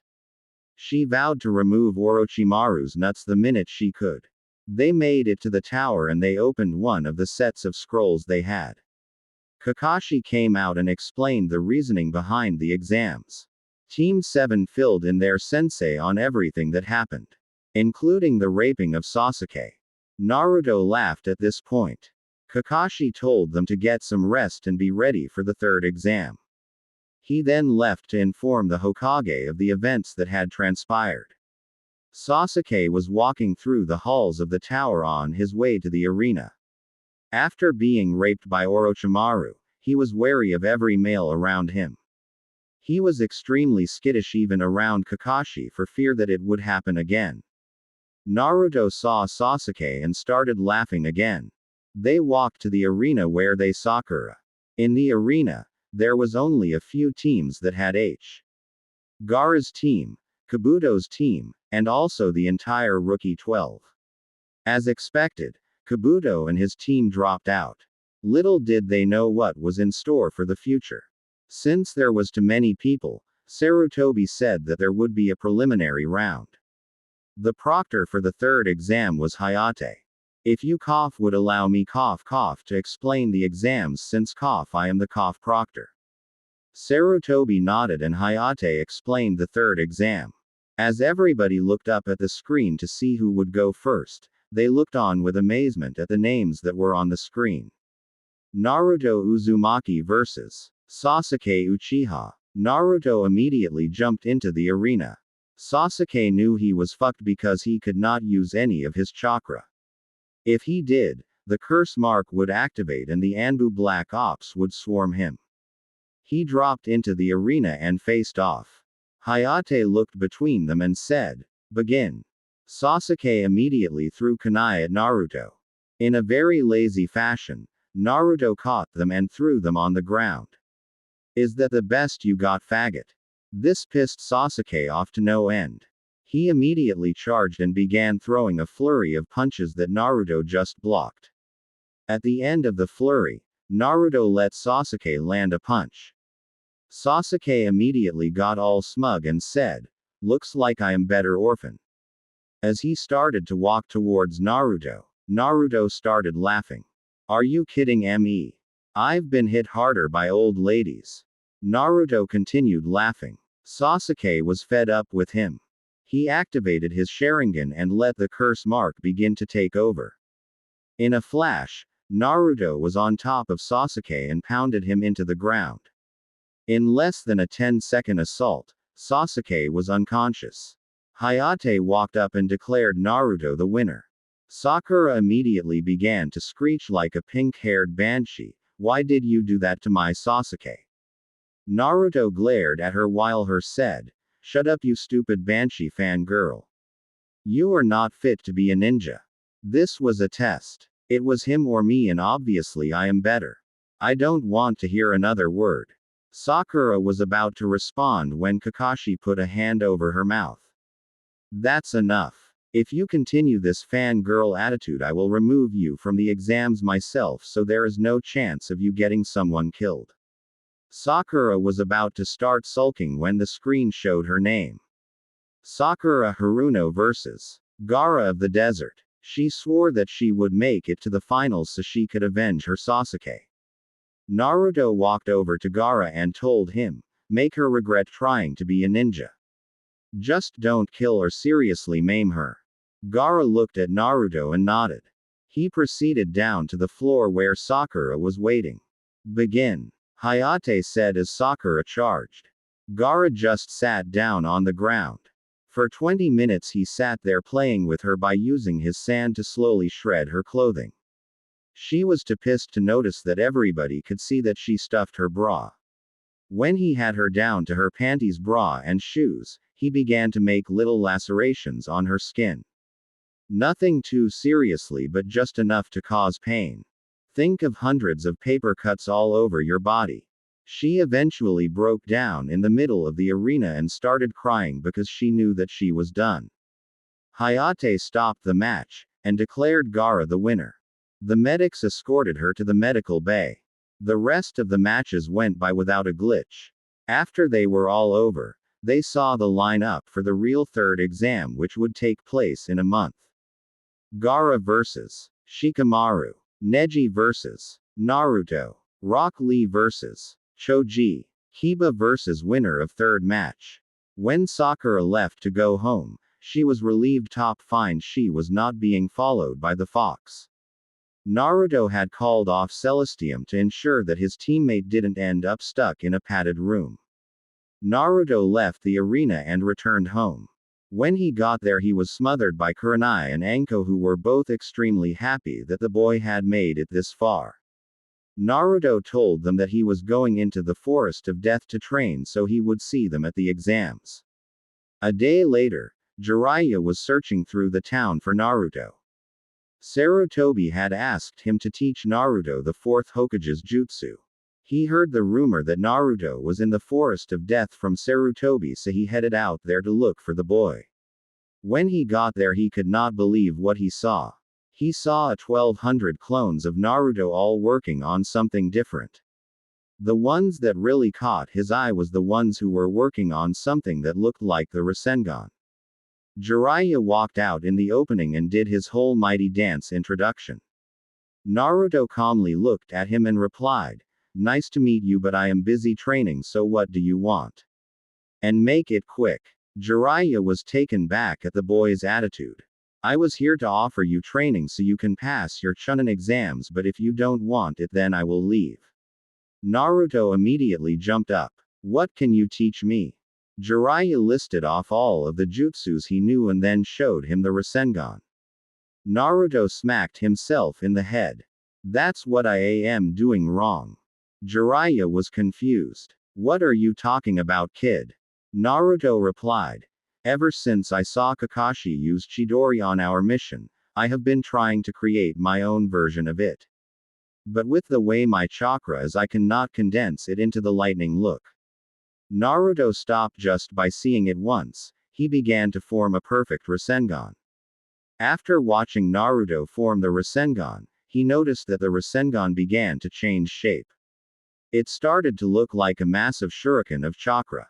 However, Jiraiya could plainly see that Naruto was adding the wind element into it. The look of it was impressive, but the screech it was letting off was one that could chill people to the bone. Wow, kid. You just took a jutsu that took the fourth 3 years to complete and stepped it up to the level the fourth wanted to but failed at in less than an hour. Jiraiya said. After seeing that, the pervy sage resolved to pass along everything he knew to the boy. By the end of the month-long training period, Jiraiya was amazed. Not only had Naruto learned every jutsu Jiraiya knew, but he had mastered a level of speed that was greater than guys who had his weights off and the celestial gates open. Jiraiya was stunned. This boy was probably greater than Hanzo the Salamander in his prime. Little did he know that this boy was the Lord of the Demons. Sasuke was pissed beyond all hell. He went to the council to have them get him promoted only to be told that they could not do anything since he did not make it to the 3rd round. He was livid. By this time, everyone knew he was trying to get the council to promote him to Chunin. Every ninja in the village was giving him dirty looks. When he got home, he saw a pathetic piece of shit spray painted on the front of his house. The day before the exams, Naruto was meditating. He wanted some peace and quiet before the exams. Long time no talk, kit. Ah, don't do that shit. You surprised me. Naruto exclaimed after hearing the Kyuubi talk. Sorry about not talking to you. I woke up a few days ago but you were busy so I left you alone. What have you accomplished? Naruto explained everything that had happened and everything he had figured out in her absence. Wow, kit. I am proud of you. I still have some things to teach you but it will wait until after the Chunin finals. I am proud of you. Especially with you driving the pink-haired banshee nuts. She was pissing me off, Kyuubi added in her own thoughts. So what took you so long to wake up? Naruto asked. Well, when the fusion was going on, my chakra was attacking your body worse than I thought it would. Since you were so young, it would have killed you. So, I held back as much as I could and slowed the process down so it would not kill you. Doing so made me extremely tired and I needed to sleep. Even though I am nothing more than a voice in the back of your head now, it will make it so if anyone attempts to hack into your brain I can be a barrier to them. Naruto replied. Thank you for doing that, it was nice of you. Now I am going to bed before the exams tomorrow. Good night, Kyuubi. And with that being said, the boy went to sleep. At the stadium the next day, the contestants were there waiting for the matches to begin. Little did people know what would happen today. Gaara, Naruto, and Shikamaru all knew what was about to happen. Shikamaru forfeited his match on the grounds that he knew when he was beaten. Right when Naruto's match was about to begin, the genjutsu washed over the stadium. Immediately knowing what was going on, Naruto looked at the Hokage who nodded back. Gaara and Naruto disappeared from the stadium. They appeared at the wall. As Sound and Sand began their attack, Naruto and Gaara made a bet. Whoever makes the most kills buys the other lunch. Naruto said. Gaara looked back. Agreed. Let the best person win. They began laying waste to the invading army. The Sound and Sand shinobi tried to make the summoned snakes attack. But not one of them wanted to risk their life to face the king of demons. Meanwhile, Sarutobi was battling Orochimaru on top of the Hokage's box. Trading jutsus back and forth, Orochimaru used his impure resurrection jutsu. The battle began once again. It continued for a little while. The invading army had lost before they gained any ground thanks to Naruto and Gaara. Sarutobi looked at Orochimaru and said, Your army has failed. You will fall. Give it up, Orochimaru. Orochimaru screamed, At least I will kill you. Sarutobi performed the hand signs for the Reaper Death Seal. He sealed the first and the second Hokage and then started to seal Orochimaru. Sarutobi knew he couldn't finish it. He was too far gone from having the grass cutter shoved through his chest. I don't have enough strength to finish you, but I have enough to end your quest for power. Sarutobi sealed Orochimaru's arms and fell down dead. Orochimaru knew his plan had failed. He gathered his people and retreated from the village. Naruto and Gaara were on their way back when they heard that Sarutobi was killed by Orochimaru. Naruto was beyond pissed. The old man had been killed by a child molester. Naruto swore then and there that the snake bastard would die. The following day was the funeral for the third Hokage. Naruto stood there and waited for everyone to pay their respects. After everyone had left, he walked over to the grave and knelt down. After a few seconds, there was a small rose bush growing on top of the grave. He left and met up with Gaara. It is time to fix your seal. Gaara replied. There is no need. Shikaku is behaving himself. As long as he remains so, I will not have a problem with things being this way. Naruto nodded and replied. Let Shikaku out once more. I want to talk to him. Gaara nodded and closed his eyes. Shikaku surfaced and said, What can I do ya for today? Naruto looked at Shikaku and said, This is it for you. You will never escape that boy, so you are to make his life the best you can. I recommend you fuse with him like Kyuubi did with me. But that is for you to decide with him. However, you will be at the boy's call whenever he requires you to. No more of this driving him crazy by not allowing him to sleep.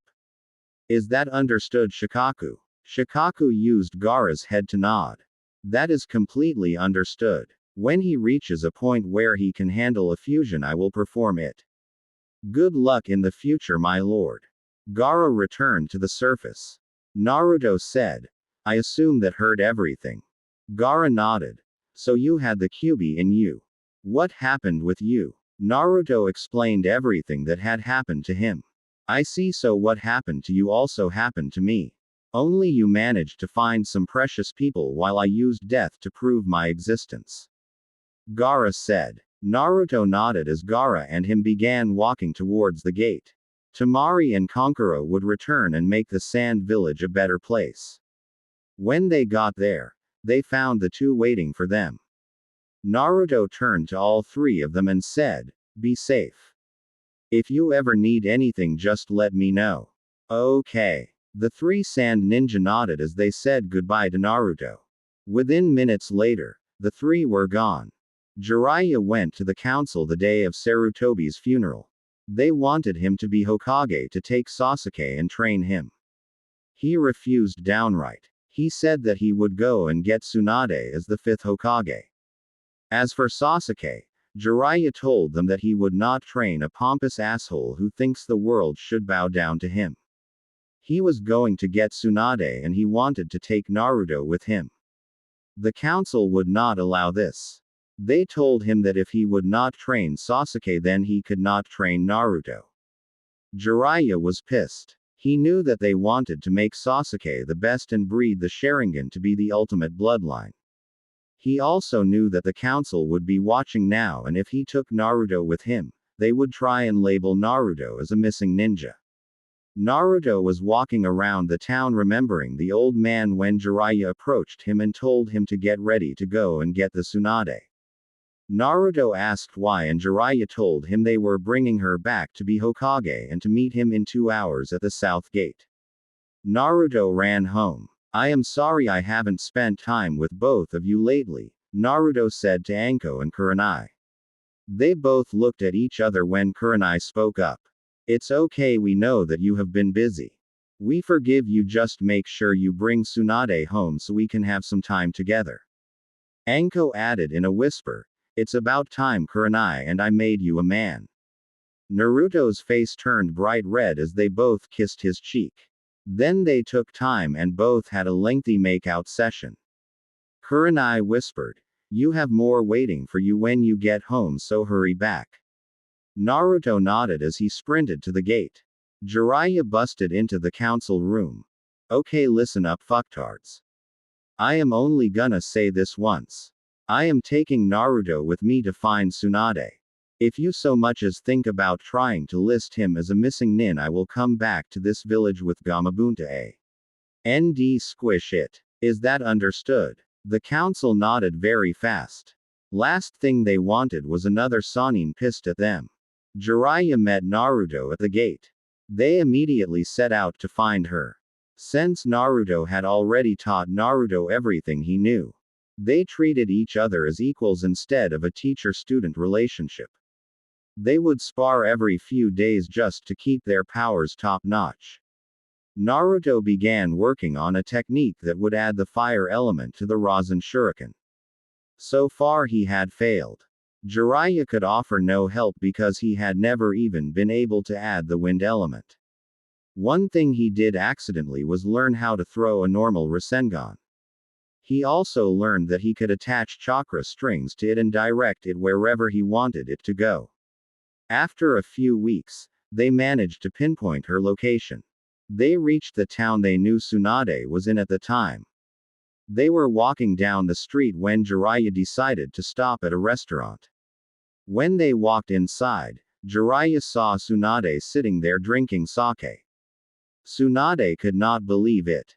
She saw a small copy of her son standing there with Jiraiya. She stood up, walked straight by Jiraiya and gave Naruto a massive hug. I never thought I would see you again, Minato. Jiraiya and Naruto were stunned.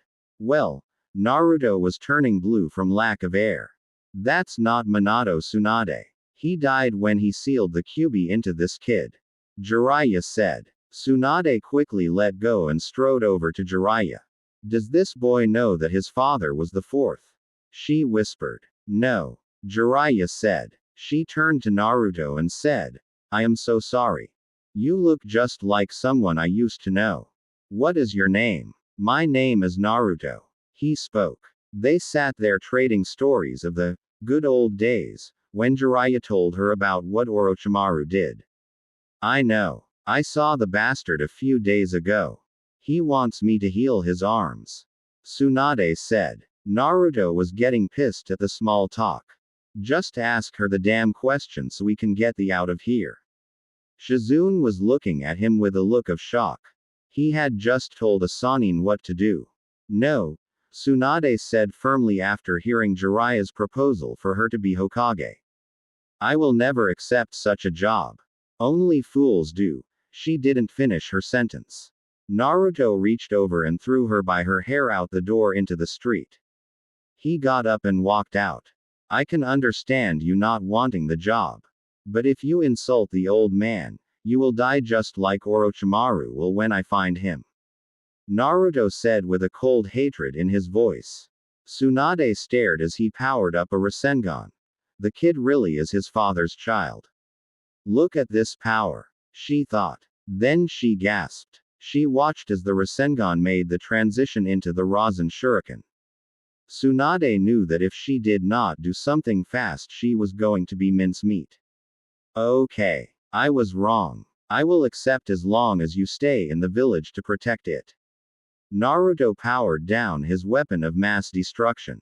After powering down the Rasen Shuriken, Tsunade walked over to him and inspected his arm. While that was one hell of a technique, you are not allowed to use that technique more than twice a day.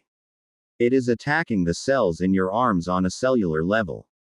Naruto nodded sheepishly as they walked back inside to get some food. Naruto listened as they all had small talk and then asked a question that shut them all up. Does any of you know who my parents really were? They all said that they didn't know really quickly and ordered some food. While eating some food, Tsunade informed them of the deal that Orochimaru had approached her with. When you return to face him we will be there hiding. It is time the snake Sannin died. Naruto said to Tsunade. She looked at him with shock on her face. Why are you so adamant about killing Orochimaru? She asked. Because he killed one of the only people to recognize me for who I am. He saw me as a young boy instead of a demon. He recognized that I was the Kyuubi's jailer instead of being the Kyuubi itself. That is why Orochimaru will die. Naruto said with venom in his voice. Tsunade and Shizune looked at him in amazement. They saw that the boy was serious. They quickly turned the conversation to bringing Orochimaru down. A week later Tsunade was standing there waiting for Orochimaru. When he showed up, he did not even get the chance to speak.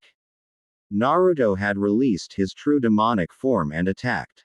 He punched the snake bastard in the face and Orochimaru went flying. Nobody was moving but Orochimaru and Naruto. Tsunade, Jiraiya, and Shizune were too shocked at Naruto's form to realize that Orochimaru was trying to escape. Before Naruto could blast him to pieces, he sank into the ground and vanished. After Naruto explained to them who he was, they began the long walk back to the village. Meanwhile, Sasuke was brooding on how to get promoted so he would have access to better jutsus.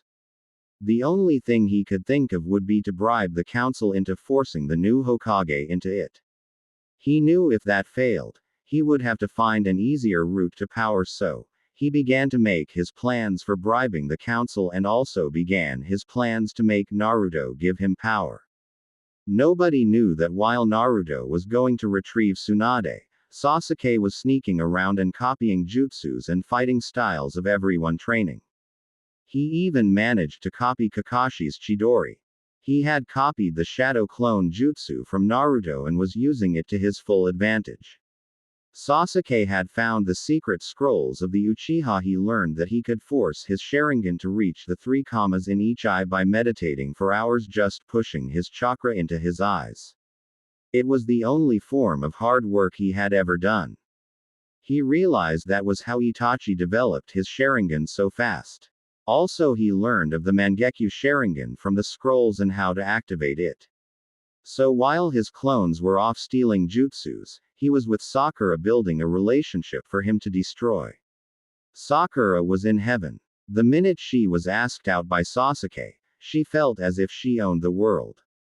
Little did she know what the guy was planning on doing to her. Sasuke had known that no matter what, he was leaving this village. Most had no respect for the name he carried around. So he was resolved that once he got all the power he could from Konoha, he would leave and got to Orochimaru, who he knew could train him.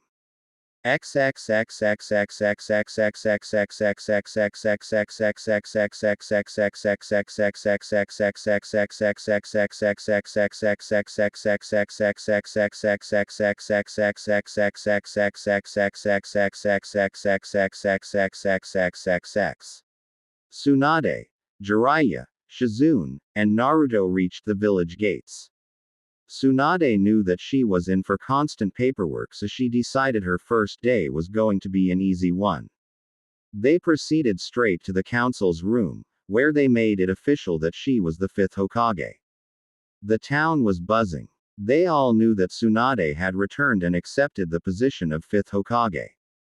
Everyone in the village had gathered around the Hokage tower. Tsunade walked out wearing the Hokage robes and made her speech. People of Konoha, like those who came before me, I will place my life on the line to ensure the safety of our home. No place is as precious as the Leaf Village, and I will do my very best to lead us into an age of prosperity and good fortune. Thank you for having faith in me to lead this village and protect it as my forefathers have done.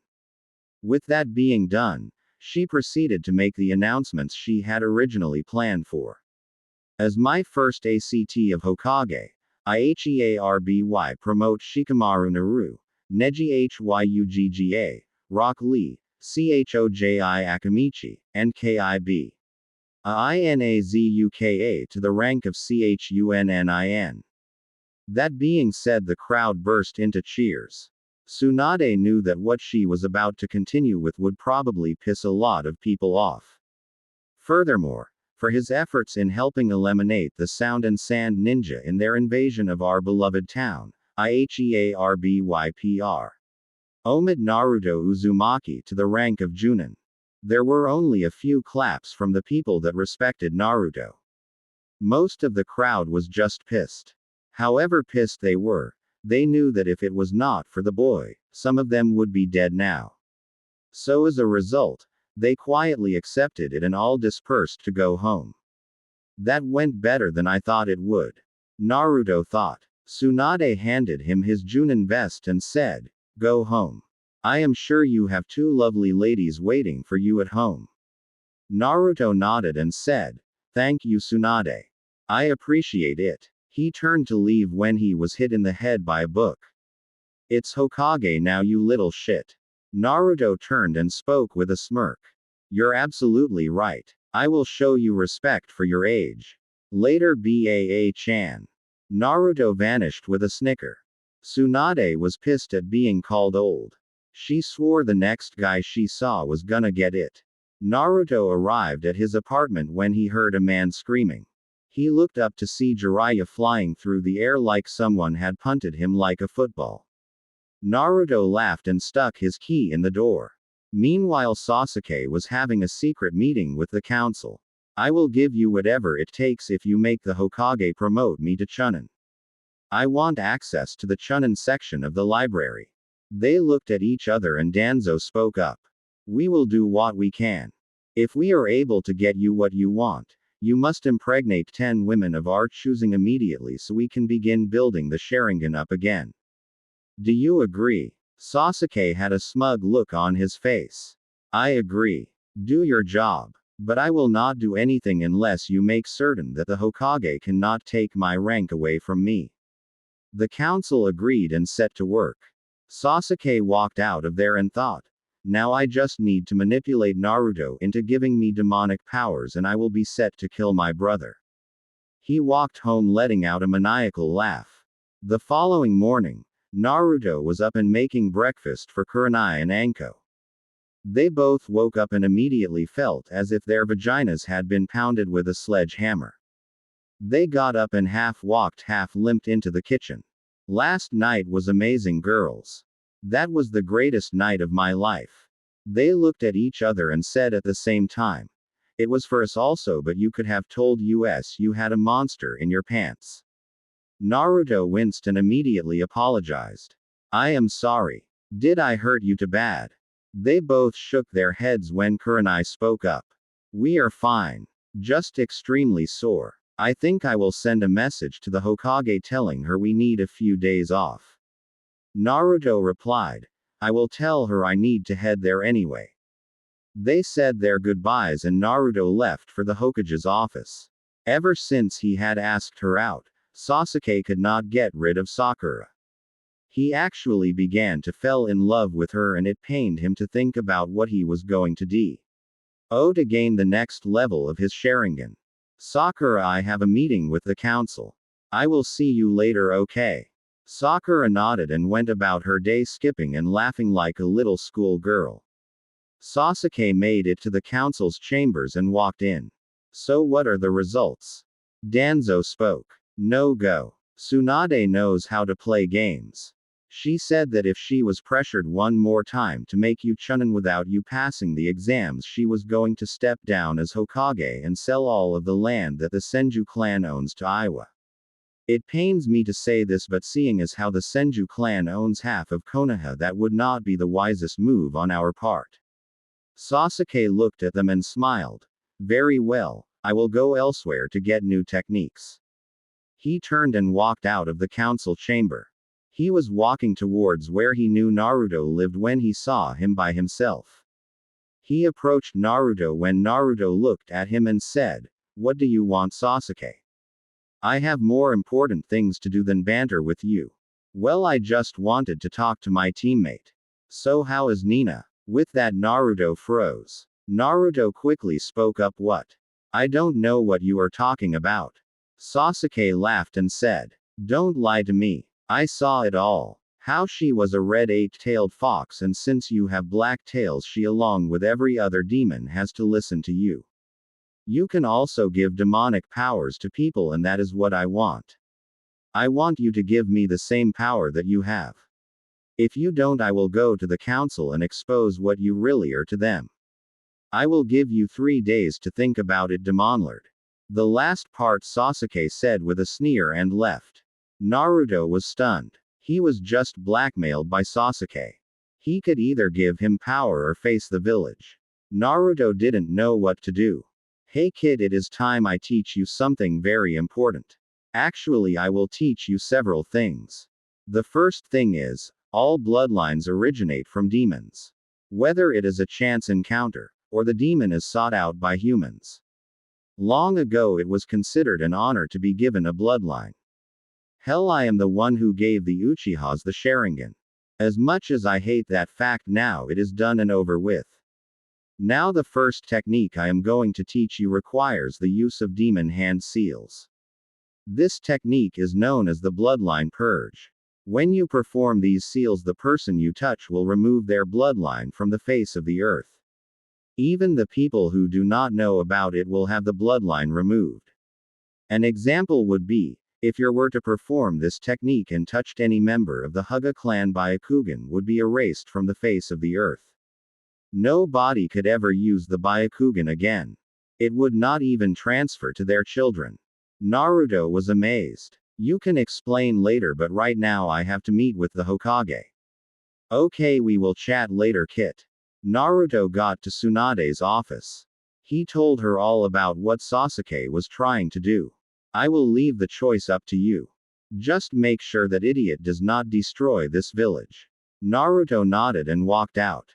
He went to training ground and learned the new technique for bloodline removal. That is great, Kit, you got it down. Now the next technique is called bloodline insertion. You can create whatever bloodline you want and set the requirements for using the bloodline. Naruto spent the next few hours learning the technique. After that, he made his 1200 clones and began working on everything that he knew. Several hours later and one sweaty Naruto later, he had already figured out what he was going to do. He would remove Sasuke's bloodline. Well, Naruto, what do you plan to do? Are you going to give me power, or are you going to allow this entire village to hate you even more? Sasuke said with a gleam. Naruto faltered in his plan. No, I will not give you any demonic power. You are too unstable to handle that kind of power.